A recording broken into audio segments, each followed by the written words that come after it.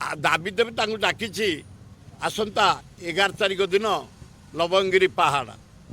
ସେ ଯଦି ଆସିବେ ୱେଲକମ୍ କିନ୍ତୁ ଆମ ଉଦ୍ଘାଟନ ନଭେମ୍ବର 11 ଘରେ ଆରମ୍ଭ ସାଧୁ ସନ୍ତମାନେ ଆସିବେ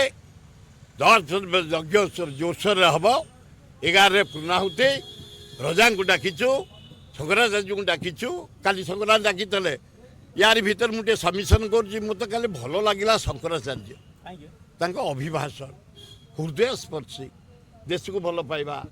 ମନୁଷ୍ୟକୁ ମଣିଷ ଭଲ ପାଇବା ଗୋରୁଙ୍କୁ ଭଲ ପାଇବା ଗାଈଙ୍କୁ ଭଲ ପାଇବା ସବୁ ଭଲ ତାଙ୍କର ଗୋଟିଏ ଖରାପ ହେଲା ମୋତେ ଅବାଗିଆ ଲାଗିଲା ଶଙ୍କରାଚାର୍ଯ୍ୟ ମୋ ହାତ ଯୋଡ଼ି କ୍ଷମା ମାଗି ନେଉଛି ଜଣେ ଭାରତୀୟ ନାଗରିକ ହିସାବରେ ଖାଲି ହିନ୍ଦୁ ରାଷ୍ଟ୍ର ସେ ଯେଉଁ ହେଲେ ମୋତେ ଟିକେ ଅବାଗିଆ ଲାଗିଲା ମହାନ ଭାରତ ଆମର ହିମାଳୟରୁ କନ୍ୟାକୁମାରୀ ହିମାଳୟ ଆମର ମୁସଲମାନ ଆମର କନ୍ୟାକୁମାରୀ ଖ୍ରୀଷ୍ଟିଆନ ଆମର ଭାରତ ମହାନ ଆମର